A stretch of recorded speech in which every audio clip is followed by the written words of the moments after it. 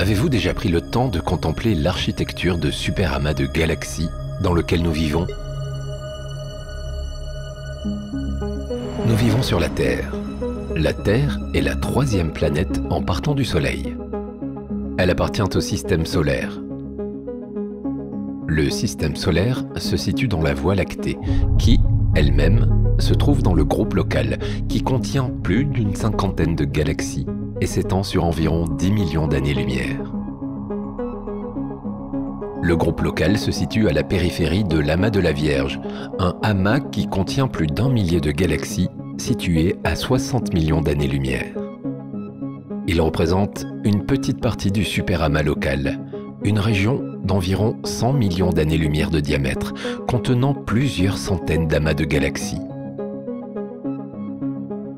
Une galaxie est un vaste ensemble d'étoiles, de poussière et de gaz interstellaires liés par la gravitation. Les galaxies peuvent atteindre des tailles et des formes très variées, allant de 2000 à 500 000 années-lumière de diamètre. Il n'y a encore pas si longtemps, le superamas local était considéré comme la dernière ligne de notre adresse cosmique.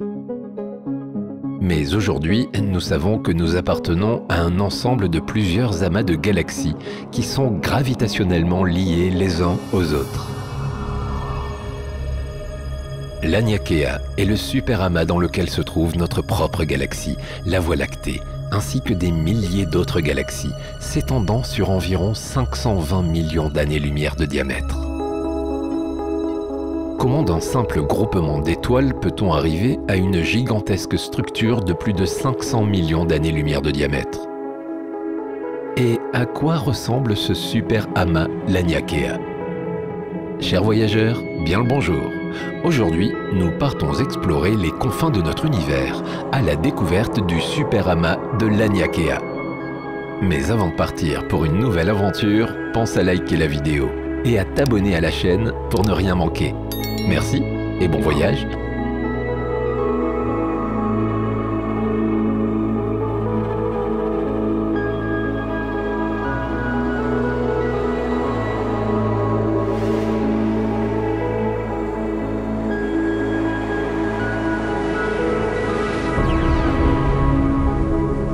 Après le Big Bang, l'univers était vraisemblablement très uniforme. Il ne se compose à ce moment-là ni d'étoiles, ni de galaxies, ni de tout autre type de structure. Comment, en plus de 13 milliards d'années, l'univers est-il passé d'un stade où la matière est distribuée de façon simple et uniforme à une architecture complexe? Comment a-t-il pu évoluer en un tel spectacle de formes et de couleurs?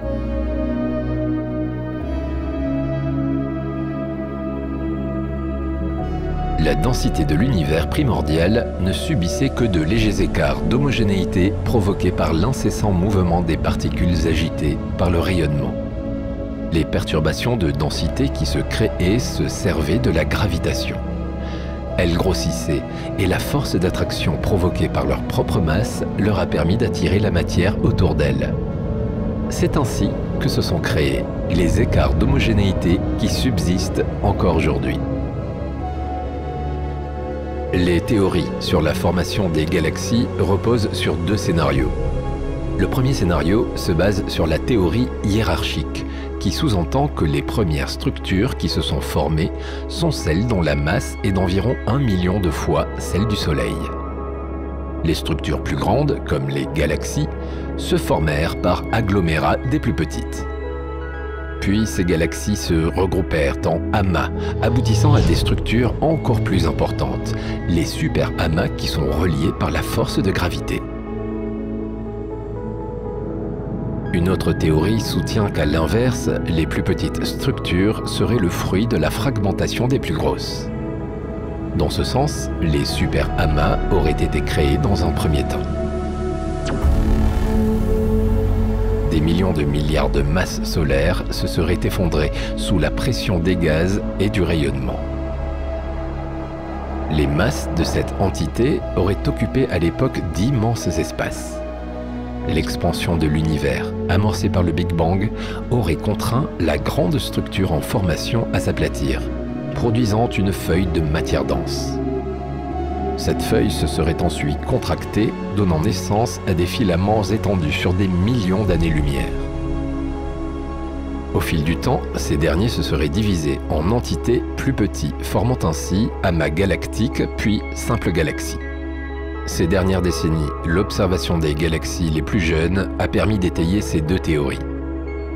Bien que des arguments soient en faveur autant de la théorie de la fragmentation que de la théorie hiérarchique, l'origine des galaxies reste encore un chapitre ouvert.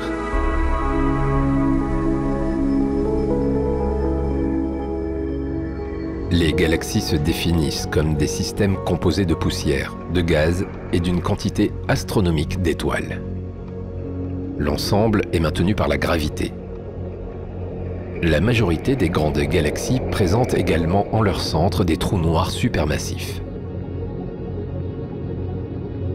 En 1936, Hubble instaura une classification des galaxies afin de les regrouper en 4 types: spirale, elliptique, lenticulaire et irrégulière.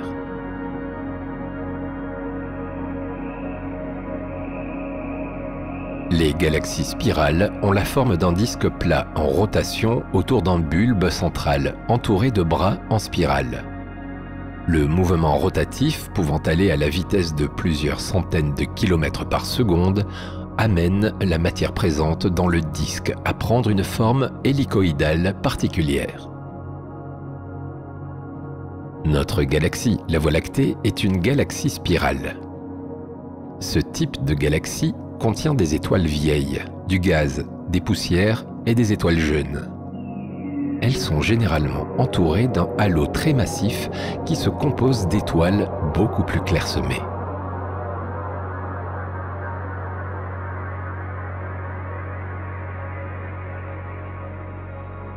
Les galaxies elliptiques se présentent comme de grosses boules plus ou moins allongées constituées d'étoiles relativement vieilles. Elles apparaissent donc plus rouges que les autres. L'espace entre leurs étoiles ne contient presque plus de gaz, ce qui empêche la formation de nouvelles générations d'étoiles.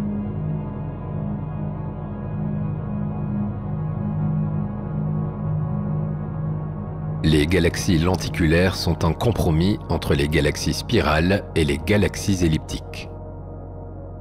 Comme les galaxies spirales, elles se composent d'un disque relativement fin en rotation autour d'un bulbe central, mais elles ne possèdent pas de bras en spirale. Comme les galaxies elliptiques, elles contiennent peu de poussière et de matière interstellaire.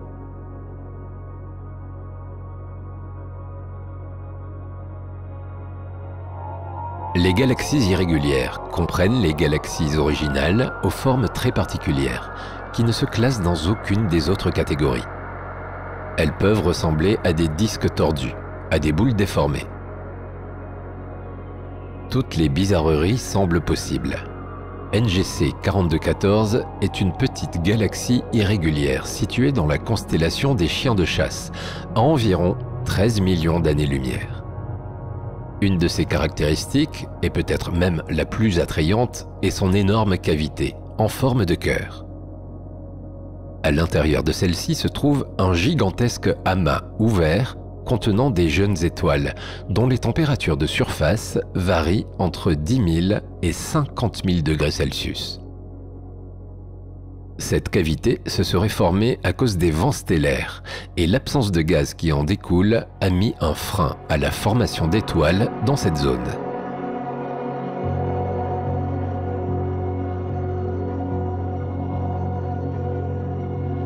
Les galaxies ne sont pas isolées dans l'univers. Elles se déplacent les unes par rapport aux autres. Parfois, elles peuvent se croiser si près que cela engendre des déformations, des chocs ou même des absorptions. À l'intérieur même d'une galaxie, des étoiles naissent puis meurent, laissant la place à de nouvelles générations d'étoiles bien différentes des précédentes. La couleur, la brillance et la forme des galaxies évoluent donc constamment. Les galaxies sont en perpétuel mouvement. Elles tournent sur elles-mêmes, se déplacent dans l'espace et parfois s'entrechoquent si elles se trouvent trop proches d'une galaxie voisine.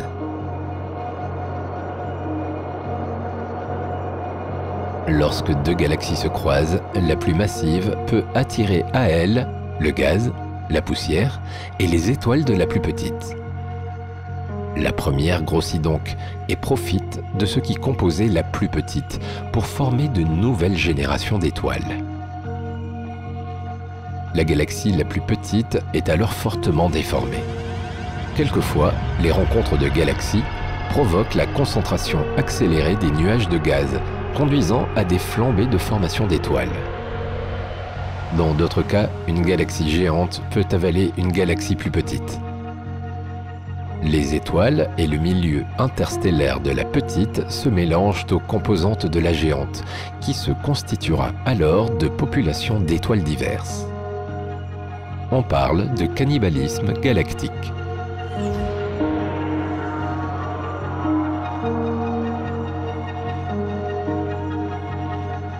Lorsque les galaxies se regroupent par centaines, voire par milliers, confinées dans un espace sphérique dont l'évolution n'est pas achevée, on parle alors d'amas galactiques. Ce sont les plus vastes structures organisées de l'univers observable. Les amas galactiques sont des structures tellement grosses que leur phase de construction n'est pas encore achevée et qu'elles n'ont pas atteint une configuration stable. Cela signifie que certains objets n'ont pas encore atteint leur point d'équilibre dynamique.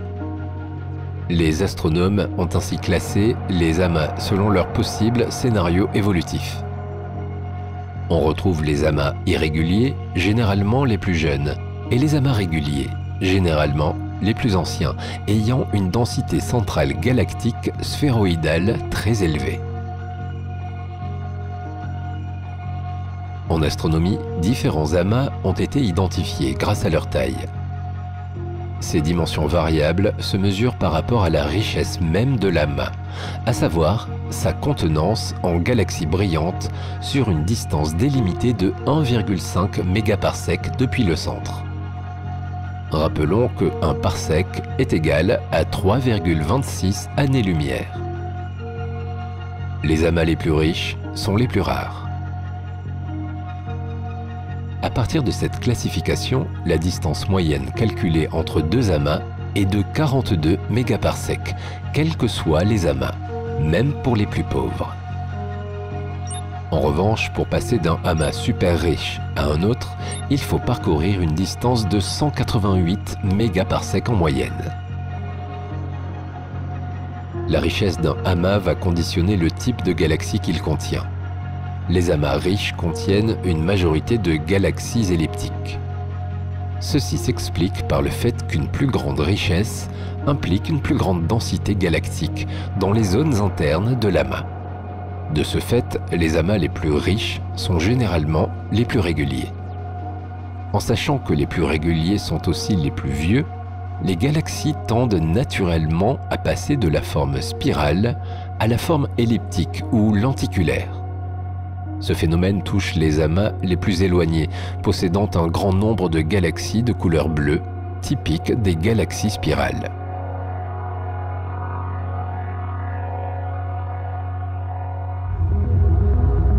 Le télescope spatial Hubble permet des découvertes fantastiques dans le domaine de l'astronomie.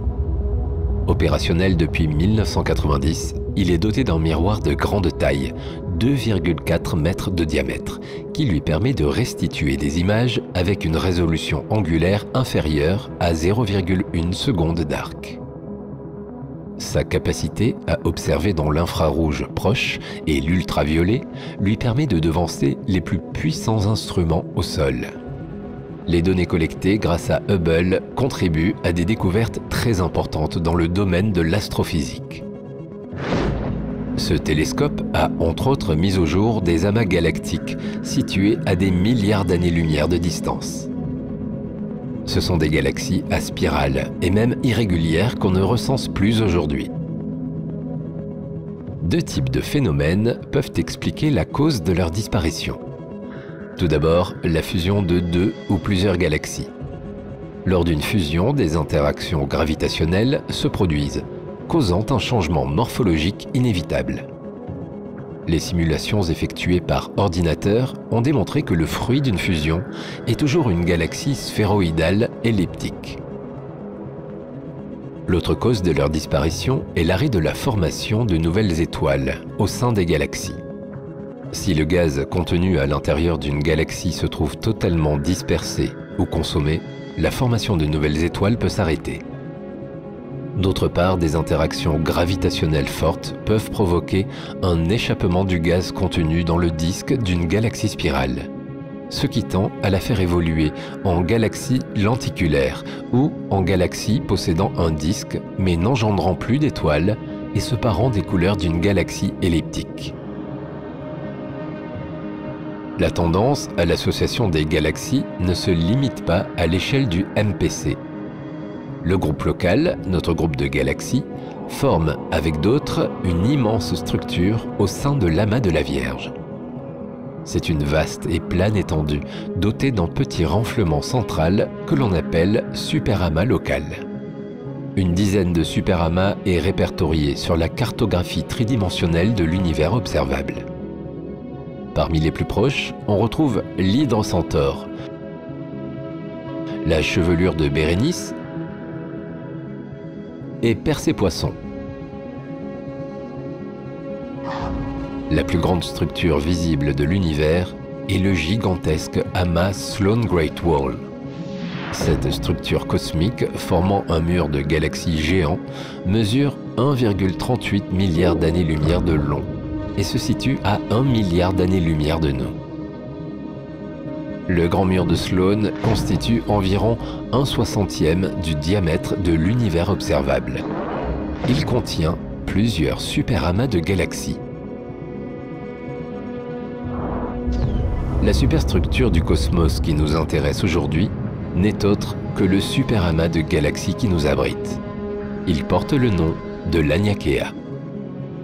Laniakea est un superamas de galaxies qui comprend un ensemble de 3 superamas convergeant à une vitesse d'environ 6,30 fois 10 puissance 5 mètres par seconde en direction du grand attracteur. Il est l'un des 6 millions de superamas qui existent au sein de l'univers observable.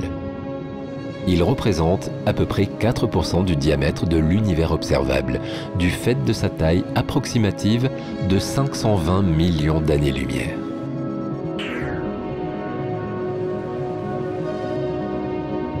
Laniakea contient 3 superamas. Le superamas de la Vierge, dont font partie notre planète Terre, et la Voie lactée, le superamas de l'Hydre Centaure, où se trouve le grand attracteur, et le superamas du Pan indien. Le superamas du Pan indien est situé à plus de 210 millions d'années-lumière de la Terre, dans la constellation du Pan. Il est composé de plusieurs milliers de galaxies, dont certaines sont très connues et importantes. Les 3 principaux amas sont Abell 3656, Abell 3698 qui est le plus dense, et Abell 3742. Il intègre un mur de galaxies assez proches qui relie l'amas de la Règle au superamas du Centaure.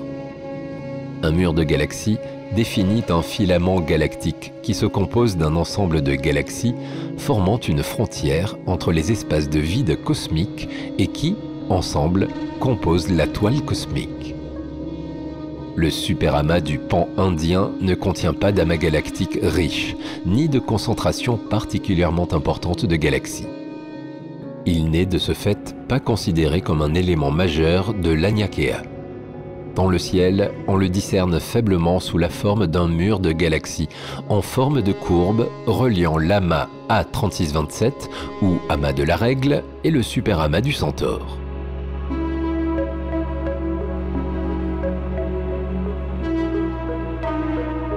Le superamas de l'Hydre Centaure est l'un des plus grands superamas de galaxies connus, couvrant une étendue de plusieurs dizaines de millions d'années-lumière. Il contient de nombreux objets célestes importants. Il est le plus proche voisin de notre superamas de la Vierge. Le superamas se divise en plusieurs parties. Le superamas du Centaure, qui comprend entre autres l'amas du Centaure, le superamas de l'Hydre, qui contient principalement l'amas de l'Hydre, et enfin l'amas de la Règle.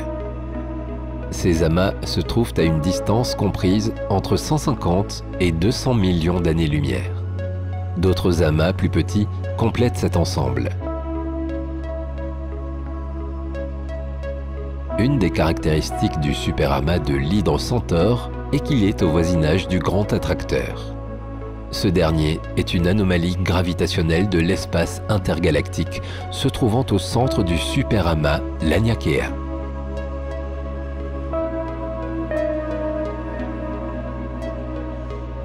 Le superamas de la Vierge, également connu sous le nom de superamas local, est un superamas de galaxies auquel appartient le groupe local comprenant la Voie lactée et la galaxie d'Andromède. Il doit son nom à l'amas de la Vierge qui se situe en son centre. Son diamètre est d'environ 200 millions d'années-lumière. Le superamas de la Vierge est composé d'un disque et d'un halo. Le disque arbore une forme circulaire et contient 60% des galaxies lumineuses du superamas. Le halo, quant à lui, se constitue majoritairement d'objets de formes allongées et comprend les 40% d'éléments restants. On dénombre au sein du superamas de la Vierge environ 10 000 galaxies réparties dans une centaine d'amas. L'amas de la Vierge se situe près de son centre, alors que le groupe local est situé près du bord, tout en étant attiré par ce dernier. Sa masse totale est estimée à environ 10 puissance 15 masses solaires. Sa luminosité étant relativement faible par rapport au nombre d'étoiles qu'il contient, les scientifiques s'accordent à penser qu'une grande partie doit être constituée de matière noire. L'intégralité des objets du superamas de la Vierge est attirée gravitationnellement en direction du Grand Attracteur. Le superamas de la Vierge est dégroupé en amas appelés nuages de galaxies. Le disque contient l'amas de la Vierge, le nuage des chiens de chasse et le nuage de la Vierge 2.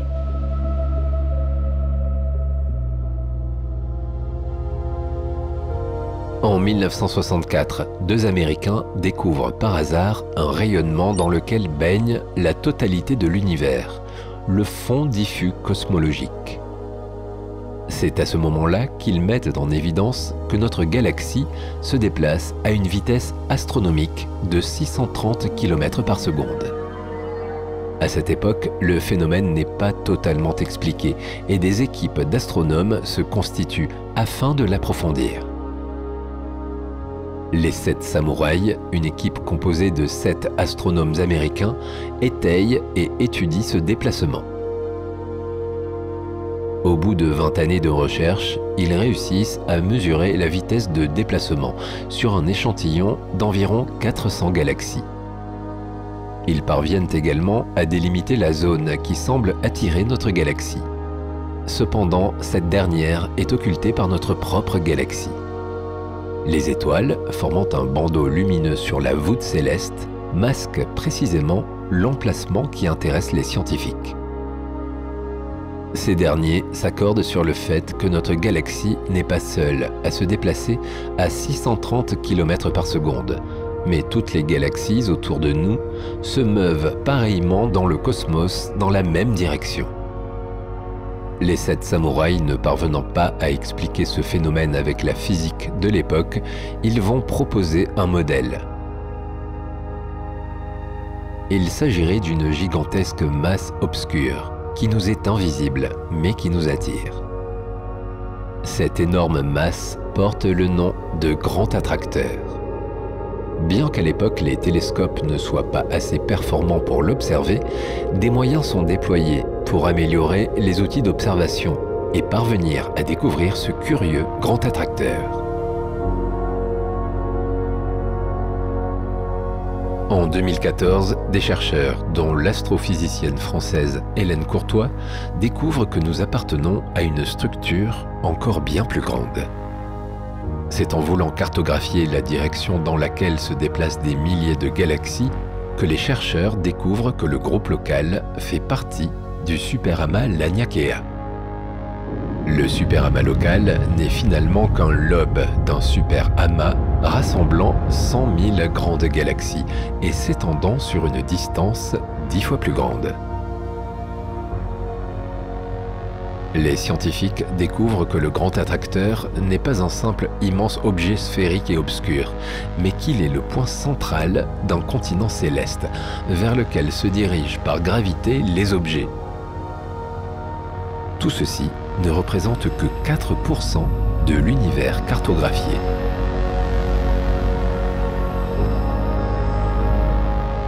Le superamas gigantesque nouvellement découvert est nommé Laniakea, en l'honneur des premiers Polynésiens qui ont exploré l'océan Pacifique en se guidant grâce aux étoiles.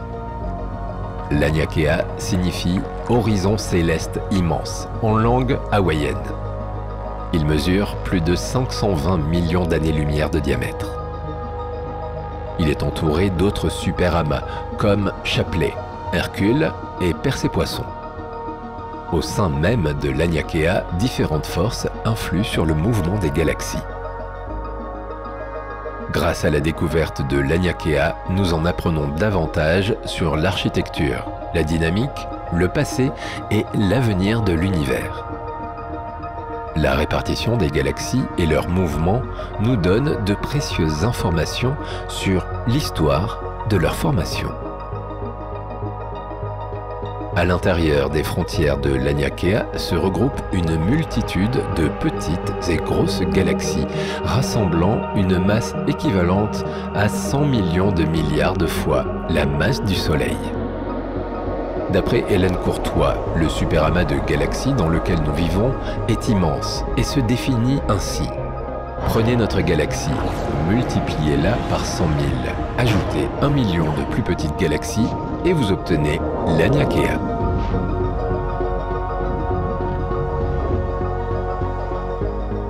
Nous commençons ce voyage en direction de celui qui se situe au centre de Laniakea et qui influence au plus haut point ses membres. Il s'agit du grand attracteur.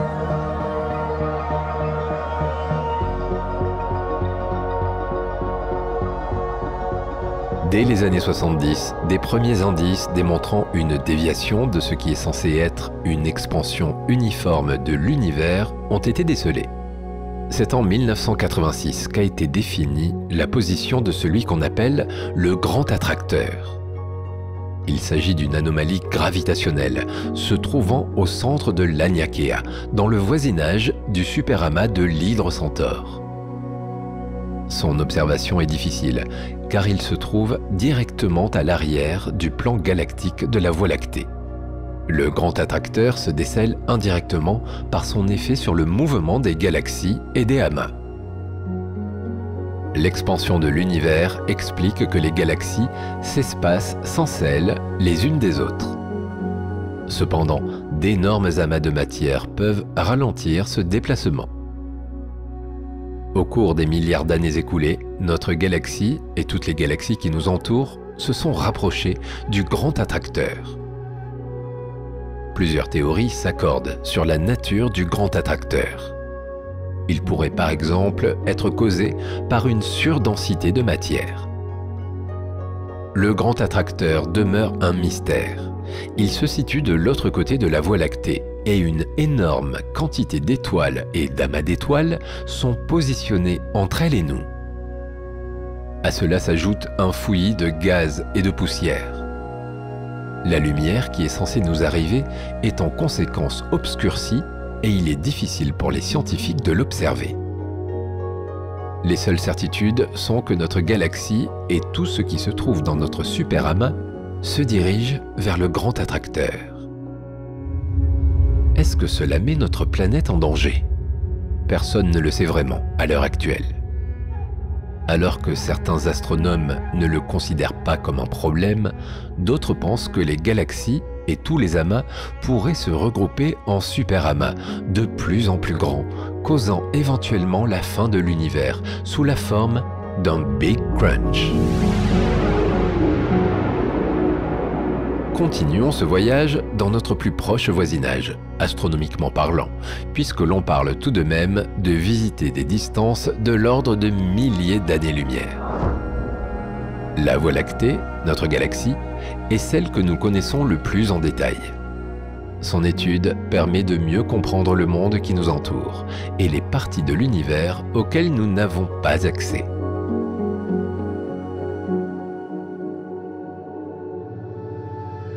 Nous vivons sur la Terre. Notre planète se trouve à proximité du Soleil, qui lui se situe sur un des bras de notre galaxie spirale, appelée la Voie lactée. La Terre est lancée sur son orbite à environ 30 km par seconde autour du Soleil. Le Soleil entraîne tout le système solaire à une vitesse proche de 220 km par seconde. Bien que ces vitesses paraissent vertigineuses, la Voie lactée est tellement étendue que nous sommes seulement situés vers la moitié de la longueur du bras. Si l'on comparait la Terre à une bille de 1 mm de diamètre, la Lune se trouverait alors à 3 cm d'aile. Le Soleil serait à 1,5 m et l'étoile la plus proche à 3200 km. La Voie lactée aurait alors un diamètre qui s'étend pour atteindre la moitié de la distance qui nous sépare du Soleil. La Terre est infiniment minuscule dans ce système qui l'entoure.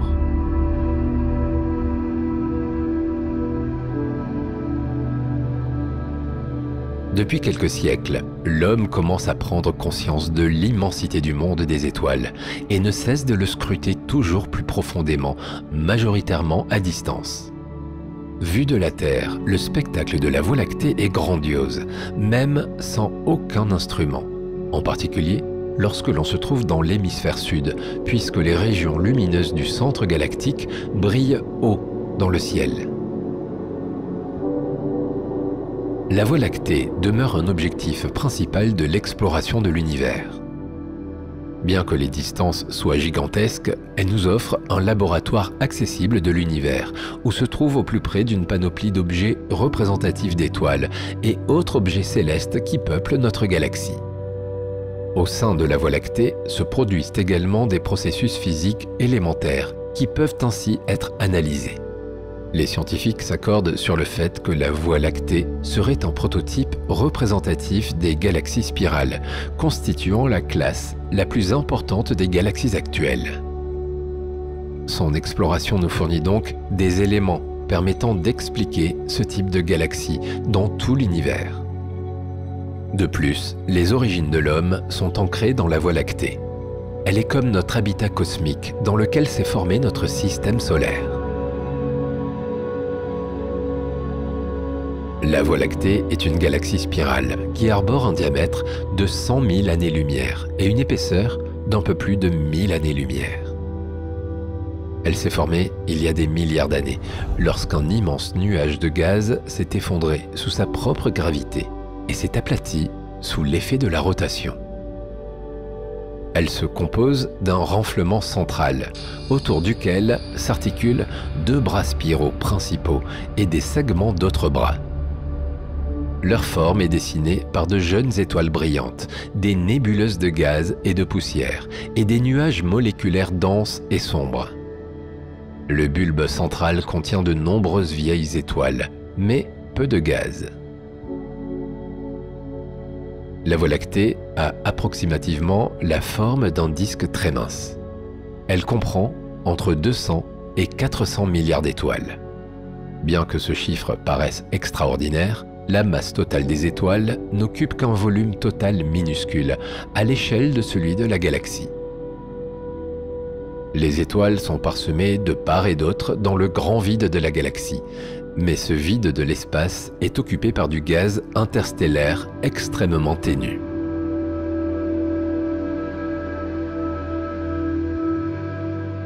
Les galaxies sont composées d'étoiles, de matière noire, de différents composants exotiques et de gaz interstellaires qui se diluent dans ce gigantesque volume situé entre chaque étoile. Le gaz interstellaire est extrêmement dilué et renferme en moyenne un atome par centimètre cube. En comparaison à l'air que nous respirons, c'est plus de 10 milliards de fois moins. C'est à partir de ce gaz interstellaire que se forment les nouvelles étoiles. Les protogalaxies n'étaient au départ que des gaz. Par la suite, et durant des milliards d'années, les galaxies, comme la Voie lactée, se sont étendues par accrétion de gaz provenant de l'extérieur des galaxies. C'est le gaz interstellaire qui a procuré la forme de disque aux galaxies spirales. Une boule de gaz peut être comprimée le long de son axe de rotation sous l'action de sa propre gravité. Un disque perpendiculaire à cet axe se forme alors. Le gaz interstellaire peut être atomique froid, atomique chaud, moléculaire, ionisé chaud ou ionisé très chaud. Le gaz atomique froid représente environ la moitié de sa masse totale. C'est un réservoir indispensable qui alimente les nuages moléculaires dans lequel se forment les nouvelles étoiles. Le gaz moléculaire est à l'état naturel ni trop chaud ni trop dilué de la plupart des gaz. Le gaz moléculaire interstellaire correspond à un gros tiers de la masse totale du gaz de la Voie lactée. Il se forme presque exclusivement dans le disque galactique. Il n'est pas homogène et est parsemé de grumeaux.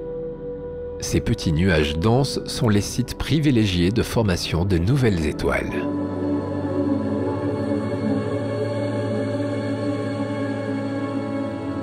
Les conditions de densité et de température du gaz interstellaire entraînent la présence de molécules tout à fait extraordinaires. Ces espèces, hautement réactives et fugaces dans nos laboratoires, jouent un rôle clé dans la chimie du milieu interstellaire.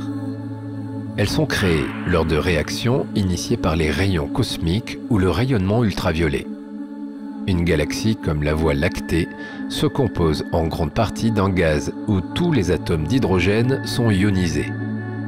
Chaque étoile est entourée d'une bulle de gaz plus dense ionisée directement par des photons ultraviolets.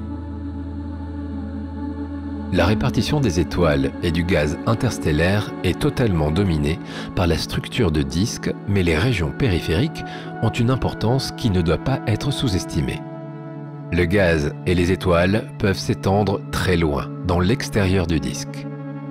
Une région sphérique, nommée le halo galactique, comporte une des plus vieilles populations stellaires de la galaxie et contient de la mystérieuse matière noire. La région centrale de la galaxie se démarque par son originalité. La barre façonne la structure du disque central, ce qui permet son alimentation en gaz et ainsi son activité dynamique de formation stellaire. Le renflement du bulbe galactique témoigne de la formation stellaire antérieure de ces régions. Un important trou noir de quelques millions de masses solaires demeure en son centre. Ce trou noir supermassif, situé au centre de la Voie lactée, demeure modeste en comparaison des trous noirs du centre des galaxies elliptiques géantes. Malgré sa masse de 4,2 millions de masses solaires, il est resté inconnu jusqu'en 1974. Ce trou noir de la Voie lactée demeure dormant du fait du manque d'accrétion de fortes quantités de gaz. Son environnement n'émet donc qu'une énergie modeste.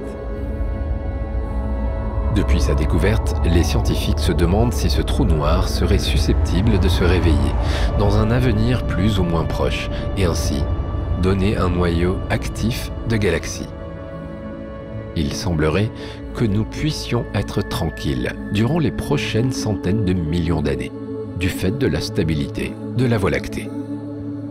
Cependant, des accès d'accrétion de gaz peuvent se produire régulièrement et augmenter petit à petit la puissance de cette radiosource. Le centre galactique est par conséquent soumis à une surveillance attentive.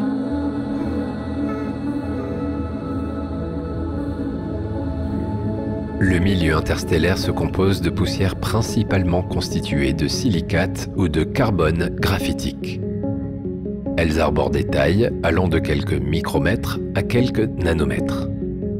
Elles absorbent le rayonnement UV et protègent ainsi les molécules de l'intérieur des nuages moléculaires. Ces poussières échangent constamment des molécules et des atomes avec le gaz interstellaire. Les explosions de supernovas ont une incidence non négligeable sur l'état du milieu interstellaire.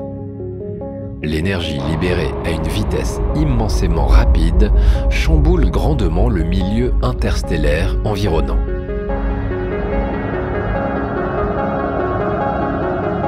Il devient fortement ionisé, empli d'énergie et émet un rayonnement particulier à toutes les longueurs d'onde. C'est ainsi que l'on peut remarquer autour des supernovas historiques, comme la nébuleuse du Crabe, des restes qui se détachent sur le ciel galactique. Les étoiles les plus massives ayant une durée de vie relativement courte, leur explosion en supernova se produit fréquemment dans l'environnement du nuage moléculaire géant, dans lequel elles se sont formées. Les rayons cosmiques sont les composants les plus énergétiques et directement liés à la violence imputée au milieu interstellaire par les supernovas. Leur énergie est suffisante pour pénétrer jusqu'au cœur des nuages moléculaires dont ils sont source de chauffage, du gaz et l'origine de toute la chimie interstellaire. Le milieu interstellaire est marqué par l'action universelle du champ magnétique sur les charges en mouvement. Le champ magnétique interstellaire se trouve 30 000 fois plus faible en moyenne dans le disque de la Voie lactée que le champ magnétique de la Terre. Les champs magnétiques interstellaires sont engendrés par des courants de charge électrique créés par une sorte de dynamo naturel. Même si cette force n'est pas très intense, elle arrive à courber les trajectoires des particules chargées en spirale autour du champ magnétique puisqu'elle est appliquée sur des durées astronomiques.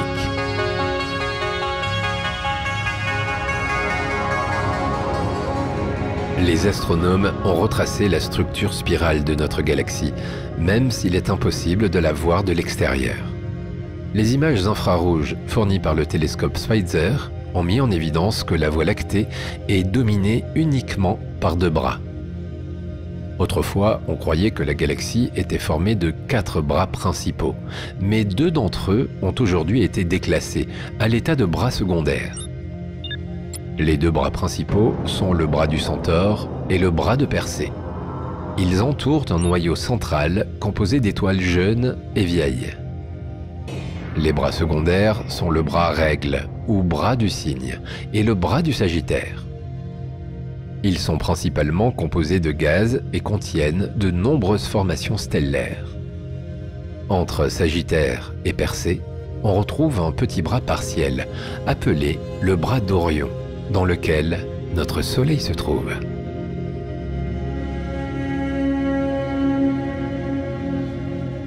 Le bras de Persée tient son nom du fait de sa proximité apparente avec la constellation de Persée. Il est situé entre le bras de la Règle et le bras du Sagittaire. On y retrouve quelques objets célestes intéressants.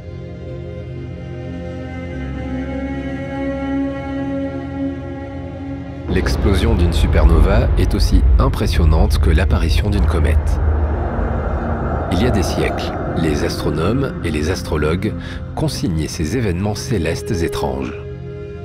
En juillet 1054, les chroniques chinoises faisaient état d'une nouvelle étoile très brillante qui serait apparue dans la constellation du Taureau. Cette étoile a eu la particularité de rester visible pendant plusieurs jours, même durant la journée. En 1731, un astronome anglais découvre une petite nébuleuse de faible luminosité dans la constellation du Taureau. Elle sera par la suite surnommée nébuleuse du Crabe à cause de sa forme. Elle se situe à environ 6500 années-lumière de la Terre et arbore un diamètre d'environ 10 années-lumière. Au début du XXe siècle, des astronomes découvrent que la nébuleuse du Crabe est en expansion. Grâce à des calculs de retour en arrière, il est devenu évident que le moment où son expansion a commencé coïncide avec l'apparition de l'étoile de 1054. La nébuleuse du Crabe représente la coquille de gaz en expansion issue de l'explosion de la supernova vue en 1054. Elle poursuit sa croissance à une vitesse de 1500 km par seconde et va poursuivre sa dilution dans l'espace au cours des prochains millénaires. Au centre de la nébuleuse se trouve un pulsar qui tourne sur lui-même environ 30 fois par seconde. Il rayonne 200 000 fois plus d'énergie que le Soleil. Le pulsar du crabe est à l'origine de la nébuleuse et responsable de son rayonnement central. Les pulsars émettent de fortes radiations électromagnétiques, de manière brève et régulière, plusieurs fois par seconde. Ils sont formés par des explosions de supernovas. Il s'agit d'étoiles à neutrons en rotation rapide et dont les champs magnétiques concentrent les radiations émises en de fins rayonnements. Le pulsar du crabe mesure environ 28 km de diamètre. Il émet des impulsions toutes les 33 millisecondes, mais cette fréquence diminue progressivement, ce qui indique que le pulsar ralentit. La région autour du pulsar est particulièrement dynamique du fait de l'énergie émise. L'étoile progénératrice est celle qui a explosé en supernova et formé la nébuleuse. Il s'agissait d'une étoile massive. Lorsque le cœur de l'étoile massive s'effondre sur lui-même, il se fige en un cœur de fer. L'atmosphère s'effondre et rebondit sur ce cœur, ce qui provoque une explosion. Elle laisse derrière elle un objet. Dans le cas de la nébuleuse du crabe, il s'agit d'un pulsar. L'étoile progénitrice avait une masse comprise autour de 10 masses solaires. Les structures en filaments de la nébuleuse ne sont pas visibles à l'œil nu et ne peuvent être observées qu'à l'aide d'un télescope.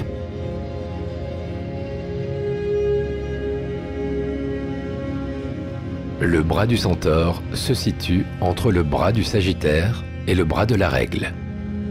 Il est également connu sous le nom bras écu-croix. La section du bras débute près du centre galactique et constitue le bras de l'écu. Il devient le bras de la croix lorsqu'il s'éloigne du centre.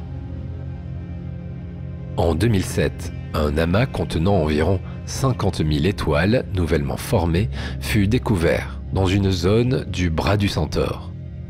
Cet amas est âgé de moins de 20 millions d'années. En son sein, 26 supergéantes ont été répertoriées, ce qui en fait le plus grand groupement de telles étoiles.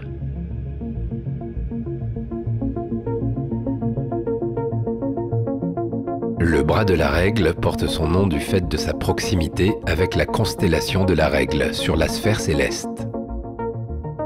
Il prend sa source sur l'extrémité de la barre centrale et non dans la région avoisinante. Le bras de la Règle est défini par la partie du bras qui est proche du centre galactique. Les parties plus extérieures du bras sont appelées bras du Cygne. C'est pour cette raison que l'on évoque souvent le bras Règle-Cygne.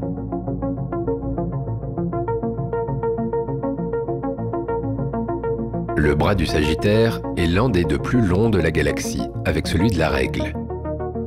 Sa terminaison la plus proche de la barre est connectée avec le bout de cette même barre. Le bras du Sagittaire est plutôt dense. Il se situe entre le bras du Centaure et le bras d'Orion, à proximité de la constellation du Sagittaire. La partie du bras qui émerge de la barre centrale constitue le bras du Sagittaire, alors que la partie plus extérieure s'appelle le bras de la Carène. Plusieurs objets stellaires sont visibles dans le bras du Sagittaire.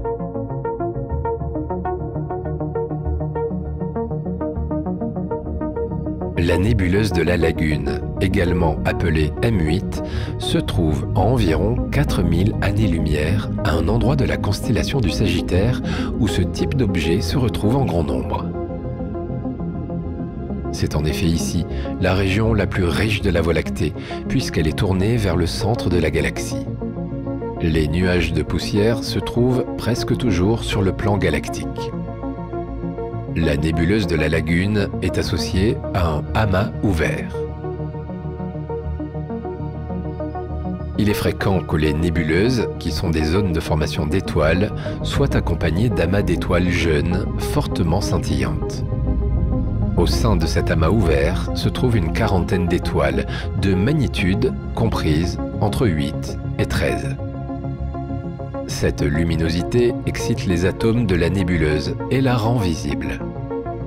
On distingue également, au sein de M8, différents globules de Bock, qui sont des nuages obscurs constitués de gaz et de poussière dense où se forment les étoiles.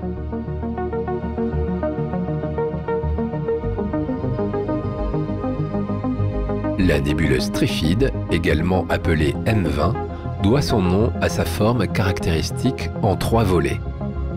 Elle se situerait à environ 4000 années-lumière. À l'aide de jumelles, on observe parfaitement sa partie lumineuse, qui arbore la forme d'une tache ronde. Les parties plus sombres qui divisent la nébuleuse en volets sont causées par la présence de poussière et de gaz froid.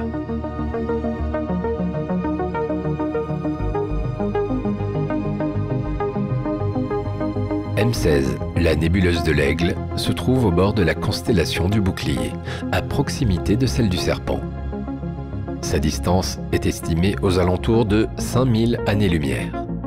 À l'intérieur même de la nébuleuse se trouve une région obscure qui s'allonge du nord vers le centre de la nébuleuse.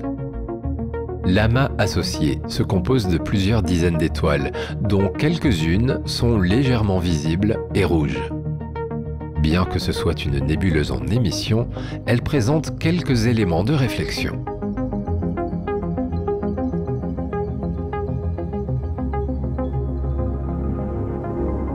M11, l'amas du Canard sauvage, est l'amas ouvert le plus riche du ciel.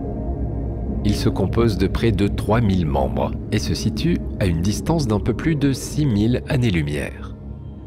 Cet amas est si fourni que la distance entre les étoiles vers le centre de cet objet est des dizaines de fois inférieure à celle que l'on observe en moyenne dans la Voie lactée. Les étoiles qui le composent sont relativement jeunes, entre 200 et 250 millions d'années. Depuis la Terre et observées au télescope, les étoiles semblent disposées en V, si bien que ce magnifique amas a été apparenté à un vol de canard sauvage, d'où il tient son nom.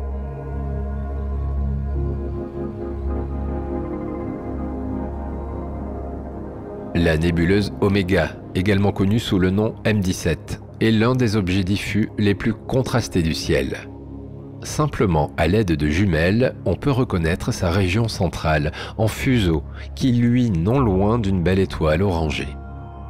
Les courbes lumineuses de cette nébuleuse laissent penser qu'elle est constituée d'exceptionnelles quantités de gaz. Et pourtant, la masse de cette nébuleuse est équivalente à moins de 1000 soleils.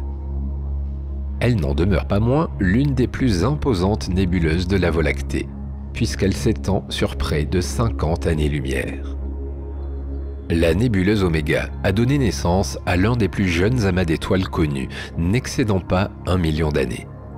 Cet amas renferme quelques 35 étoiles au maximum, mais le nombre total d'astres dans la nébuleuse monte à environ 1 millier.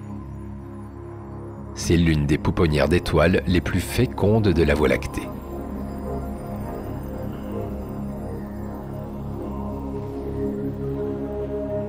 Le bras d'Orion est un bras mineur de la Voie lactée. C'est dans ce bras que se situe le système solaire et donc la Terre, à proximité du bord inférieur, à environ 26 000 années-lumière du centre galactique. Le bras d'Orion se situe à proximité de la constellation d'Orion, entre le bras du Sagittaire et le bras de Persée. Il arbore une longueur estimée à 10 000 années-lumière et une largeur à 3500 années-lumière. Le bras d'Orion contient plusieurs objets reconnus.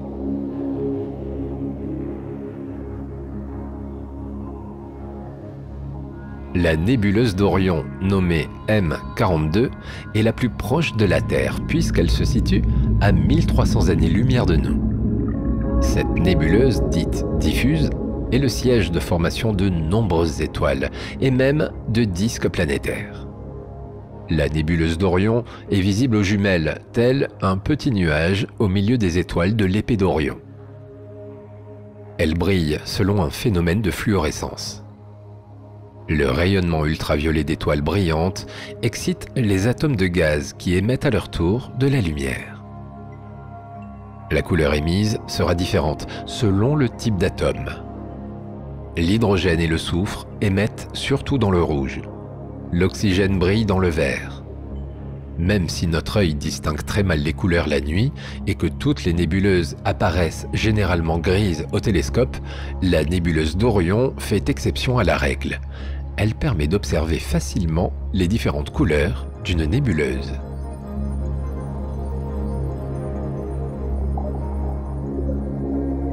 Également appelée M45, l'amas des Pléiades est connu depuis la période du Néolithique. Son apparition dans le ciel du matin annonçait alors la période des moissons.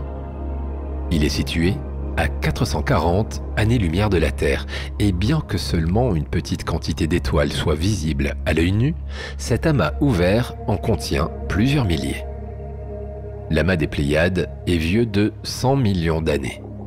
D'ici 200 à 300 millions d'années, il risque de se disperser totalement dans la Voie lactée du fait de sa faible densité.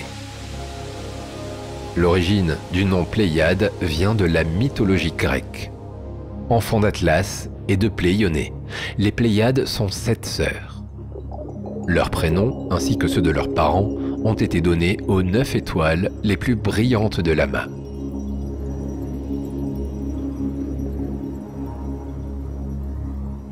La nébuleuse planétaire la plus connue est la nébuleuse de la Lyre, connue sous le nom M57.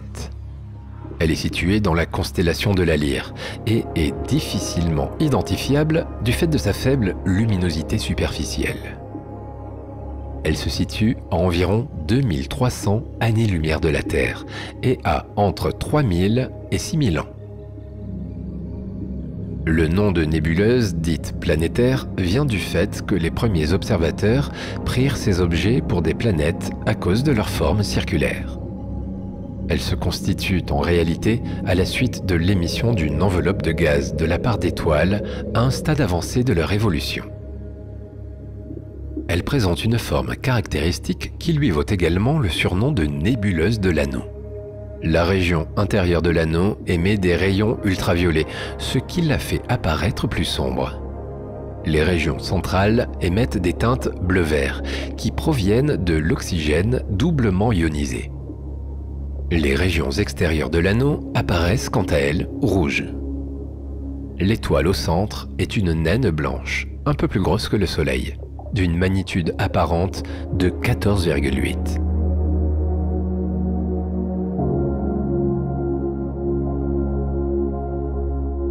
La nébuleuse d'Humble, ou M27, se situe dans la constellation du Petit Renard. Grâce à de simples petits télescopes amateurs, il est possible de distinguer sa forme de battant de cloche.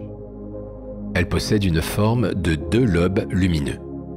C'est une structure de type bipolaire qui existe dans d'autres nébuleuses planétaires, mais rarement aussi marquée.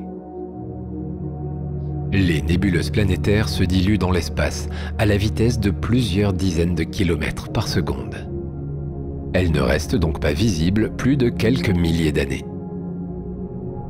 Il existe peu de ces représentantes sur la voûte céleste.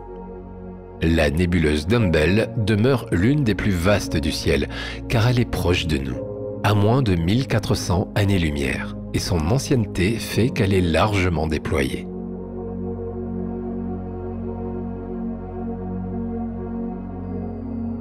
La nébuleuse du Hibou est une nébuleuse planétaire située à environ 2380 années-lumière.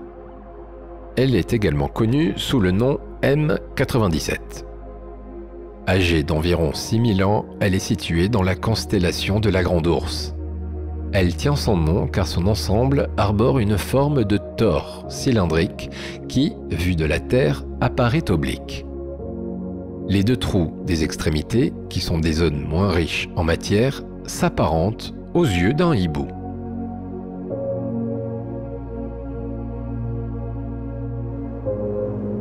Même si notre galaxie demeure celle que nous connaissons le mieux, notre voisinage commence à nous sembler moins étranger grâce à l'astronomie.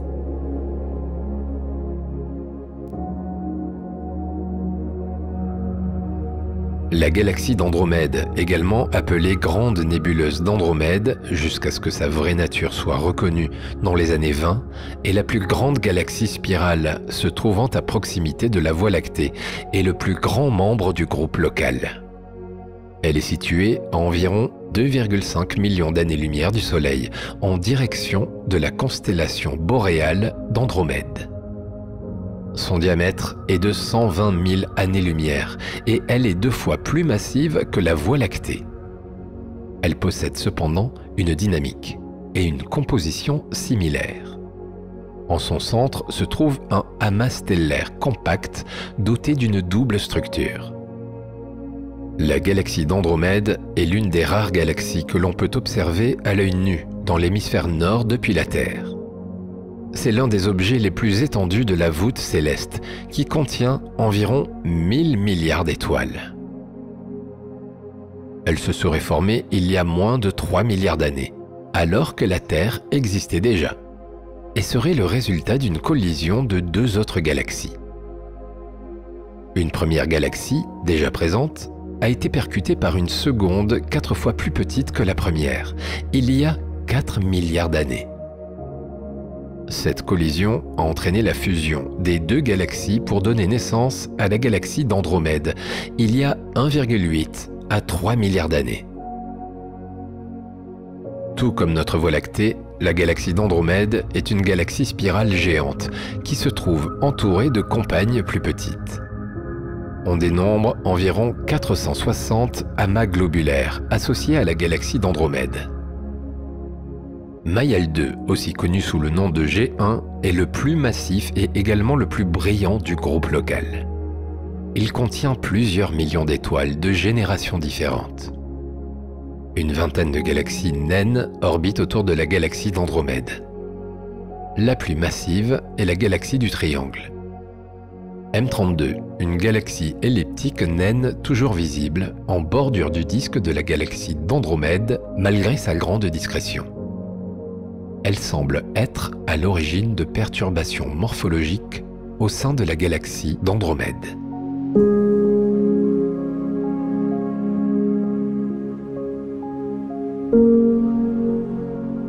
M33, ou la galaxie du Triangle, est le 3e plus grand objet du groupe local. Elle est modeste en comparaison de la Voie lactée et de la galaxie d'Andromède puisqu'elle ne contient que 40 milliards d'étoiles. Ces bras spiraux sont bien développés et apparaissent spectaculairement lorsque nous les voyons de face. Elles possèdent d'immenses tentacules de gaz froid qui vont bien plus loin que le disque visible, si bien qu'il est compliqué de donner une valeur précise du diamètre de la galaxie du Triangle. Sa distance de la Terre est également incertaine et serait estimée entre 2,5 à 3 millions d'années-lumière. Elle serait finalement à peine plus loin de nous que la galaxie d'Andromède, même si elle paraît bien plus lointaine à l'œil nu. Le long de ses bras se trouvent de nombreuses régions de gaz ionisé, lieu privilégié de formation d'étoiles. La plus grande de ces nébuleuses, la nébuleuse du Triangle, porte le numéro NGC 604. Elle est 6000 fois plus brillante que la nébuleuse d'Orion et s'étend sur 1500 années-lumière. Son gaz est ionisé par un amas d'étoiles massives à l'intérieur de son cœur. Au sein même de la nébuleuse du Triangle, ce sont environ 200 étoiles qui sont réparties dans au moins 2 amas.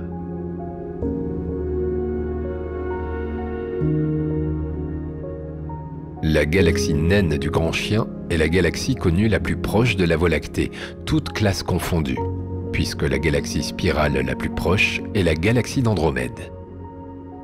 Elle se situe à 42 000 années-lumière du centre galactique, à environ 25 000 années-lumière de notre système solaire. 1 milliard d'étoiles la peuplent, soit l'équivalent de 1% de la Voie lactée. Les forces de marée de la Voie lactée sont actuellement en train de déchiqueter la galaxie du Grand Chien. Le centre s'avère relativement dégradé, alors qu'un long filament d'étoiles traîne derrière lui en forme d'anneau.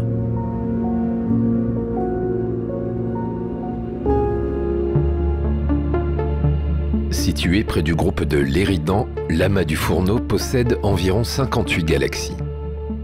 La plus brillante de l'amas est NGC 1427A, une galaxie irrégulière. Elle traverse l'amas à une vitesse relative d'environ 600 km par seconde. L'amas du Fourneau contient 4 fois moins de galaxies que l'amas de la Vierge, mais il est environ 2 fois plus dense que lui. L'interaction de NGC 1427A avec le milieu favorise la formation stellaire et confère à l'ensemble une forme arquée particulière.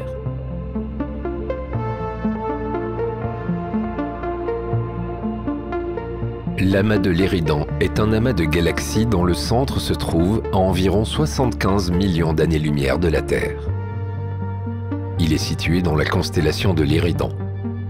Il contient environ 200 galaxies avec environ 30% de galaxies de type elliptique ou lenticulaire et 70% de galaxies de type spirale ou irrégulière.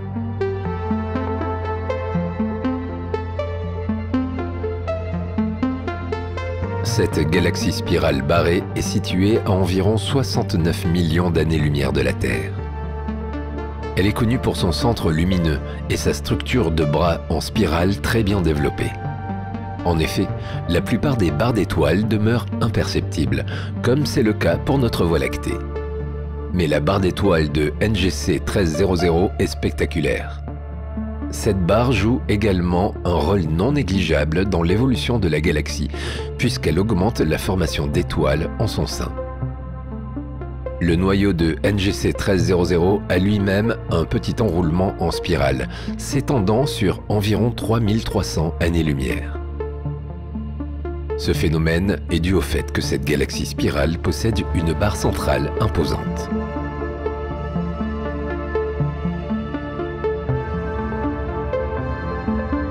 Située à environ 65 millions d'années-lumière de la Terre, cette galaxie spirale est remarquable pour son disque clairement visible avec des bras en spirale et une barre centrale. On la caractérise de galaxie centrale de grand cycle. Ces bras spiraux s'étendent clairement autour de la galaxie et peuvent être observés jusqu'à une bonne distance du noyau. NGC 1232 est situé dans la constellation de l'Éridan.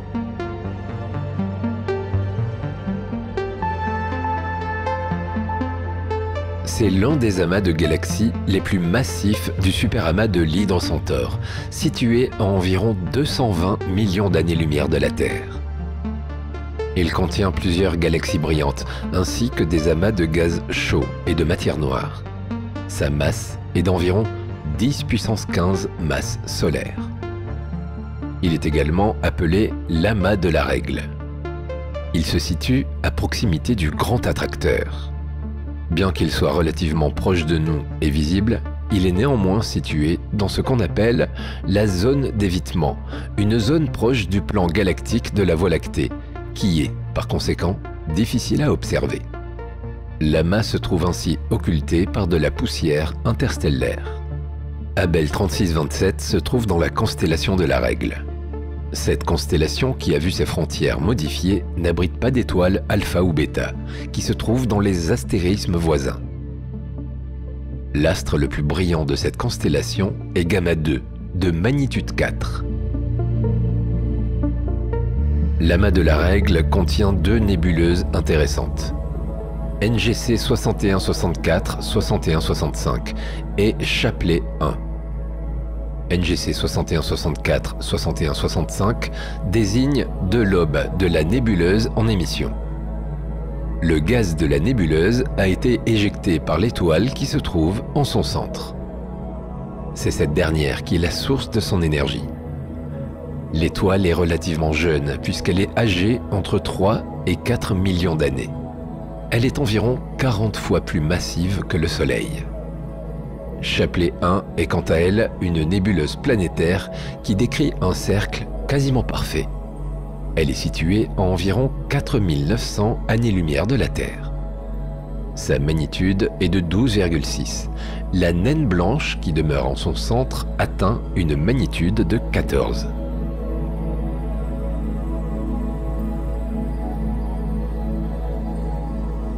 NGC 4696, une galaxie elliptique géante située dans l'amas de galaxies Centaurus, qui fait partie du superamas de l'Hydre Centaure. Elle est connue pour son noyau actif, qui produit des jets de matière à haute énergie. C'est la plus vaste galaxie de l'amas du Centaure. Elle se trouve entourée de plusieurs galaxies elliptiques naines.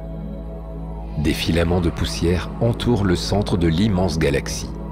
Ces derniers s'enroulent vers l'intérieur, telle une spirale qui tourbillonne autour d'un éventuel trou noir supermassif.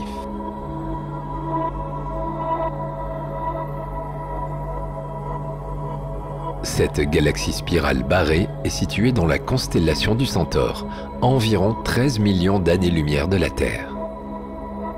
Elle est connue pour être l'une des galaxies les plus brillantes de la région. 2 supernovas ont été découvertes dans NGC 4945.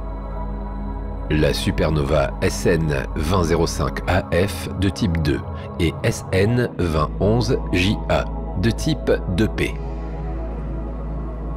NGC 4945 ferait partie du groupe de Centaurus A. Ce groupe d'au moins 8 galaxies est situé dans la constellation du Centaure.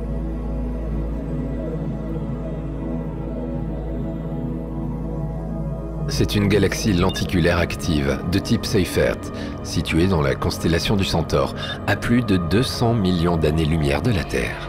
Elle est connue pour son noyau actif, qui produit des rayons X et des ondes radio à haute énergie. Jusqu'à la moitié du XXe siècle, les scientifiques pensaient que les galaxies étaient des objets relativement calmes. En 1943, l'astronome Carl Kynan Seyfert a mis en évidence l'existence de phénomènes étonnants à l'intérieur des noyaux de certaines galaxies, comme une émission élevée et anormale d'ondes radio, une émission de lumière bleue depuis les zones du centre ou encore des variations de luminosité. Il a depuis été mis en évidence que les noyaux des différents types de galaxies étaient en réalité actifs. Des noms leur sont depuis attribués pour les distinguer. On parle de radiogalaxies, de galaxies de Markarian, de galaxies de Seyfert, de Quasars ou encore d'objets BL Lacerté. Aujourd'hui, il est admis qu'il s'agit de manifestations d'objets appartenant à une seule et même famille, les noyaux galactiques actifs ou AGN, Active Galactic Nucleus. Le moteur de ces noyaux galactiques actifs serait un trou noir, possédant une masse comprise entre 100 millions et 1 milliard de masses solaires.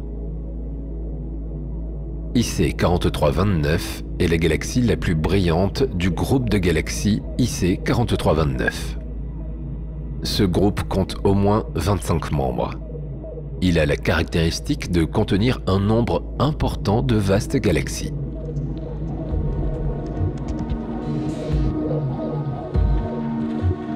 Située à environ 28 millions d'années-lumière de la Terre, cette galaxie est célèbre pour sa forme de disque aplati avec un bulbe central évident, ressemblant à un chapeau mexicain. Bien qu'elle soit moins étendue que notre Voie lactée, cette galaxie, également connue sous le nom de M104, est extrêmement massive. Elle contiendrait 1000 milliards d'étoiles et plus de 1000 amas globulaires. Depuis la Terre, on observe cette galaxie quasiment de profil, puisque son axe de rotation est incliné de 84 degrés par rapport à notre ligne de visée. Nous avons ainsi vu sur l'immense disque de poussière qui la scinde en deux. Cet objet est l'un des plus photogéniques de l'univers. Son diamètre atteint 50 000 années-lumière et sa masse est équivalente à 800 milliards de masses solaires. La lumière diffuse, émise par le gonflement central, est due à des milliards d'anciennes étoiles et amas globulaires.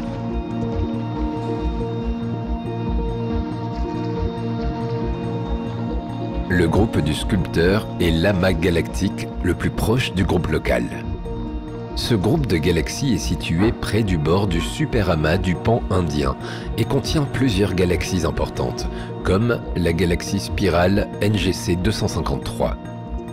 Ces objets célestes sont importants car ils nous permettent de mieux comprendre la structure et l'évolution du superamas du pan indien, ainsi que l'univers dans son ensemble. La galaxie du Sculpteur, également nommée NCG 253, est une galaxie spirale intermédiaire, située à environ 10 millions d'années-lumière, présente dans la constellation du Sculpteur. Cette galaxie affiche un fort taux d'étoiles naissantes. Elle est le membre le plus massif du groupe du Sculpteur. Son noyau abriterait un trou noir supermassif, d'une masse équivalente à environ 5 millions de masses solaires. Cette galaxie est visible à travers de simples jumelles lorsque le ciel est dépourvu de pollution lumineuse, car elle est l'une des galaxies les plus brillantes de la voûte céleste, après la galaxie d'Andromède. La galaxie naine du Sculpteur et la galaxie irrégulière NGC 55, bien qu'étant présentes dans la constellation du Sculpteur, appartiennent toutes deux au groupe local. NGC 1316, également connue sous le nom de Fornax A, est une galaxie elliptique géante située à environ 61 millions d'années-lumière de la Terre. Elle est célèbre pour son activité de fusion galactique et sa source intense de rayonnement X.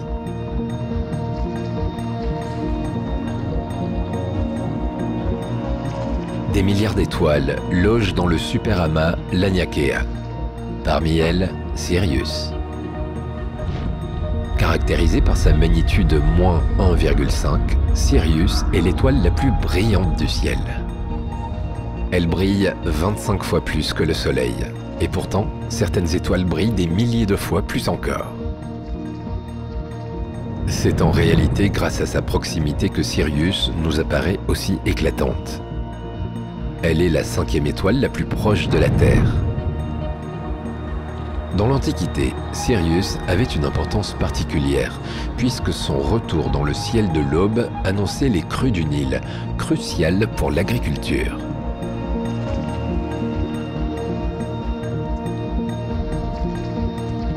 Canopus est une étoile supergéante 71 fois plus grande que le Soleil.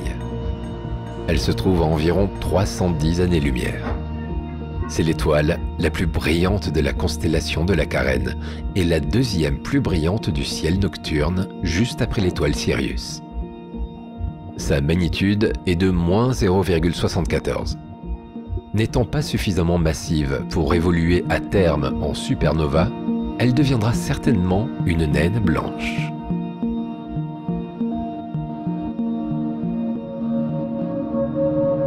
« 200 milliards d'étoiles peuplent la Voie lactée, mais seules celles qui sont peu éloignées du système solaire peuvent être vues à l'œil nu.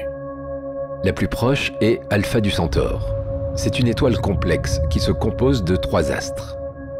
Les 2 plus gros forment une belle étoile double qui se situe à 4,37 années-lumière du système solaire. Leur taille et leur couleur sont semblables à celles du Soleil. Ils s'accompagnent de Proxima du Centaure, une faible et minuscule étoile qui mesure à peine 1,5 fois la taille de Jupiter. Elle se trouve plus près de nous que les 2 autres, à 4,22 années-lumière.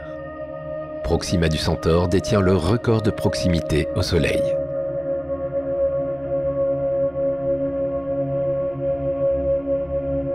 Située dans la constellation de la Lyre, Vega est l'étoile la plus brillante de cet ensemble. Observée depuis la Terre, c'est la 5e étoile la plus brillante du ciel. Elle est relativement proche du Soleil, puisqu'elle se situe à un peu plus de 25 années-lumière de lui. Du fait de sa forte luminosité, Vega a été le sujet de nombreuses études de la part des astronomes et a joué un grand rôle dans les découvertes liées à l'astronomie. Elle a par exemple été la première étoile en dehors du Soleil à être photographiée et dont le spectre a été mesuré. Elle possède un disque de poussière centré sur l'étoile, certainement le fruit de collision entre objets d'un disque de débris, s'apparentant à la ceinture de Kuiper du système solaire.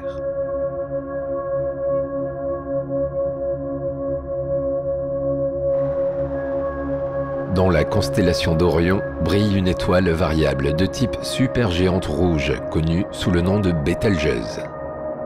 Elle se situe approximativement à 500 années-lumière. Elle est l'une des plus grandes étoiles connues. Si on l'a positionnée au centre du système solaire, son rayon s'étendrait entre l'orbite de Mars et de Jupiter. Elle était considérée comme la 8e étoile la plus brillante du ciel, mais en 2019, une baisse de sa luminosité l'a fait descendre à la 21e place. Une explication à ce phénomène a été la formation de poussière devant l'étoile, à la suite de l'éjection d'une grande quantité de gaz. Les années suivantes, sa luminosité a à nouveau augmenté jusqu'à atteindre presque 87% de sa luminosité initiale. Bételgeuse rayonne plus que 100 000 soleils réunis. À terme, elle explosera en une supernova que l'on pourra aisément observer depuis la Terre en plein jour.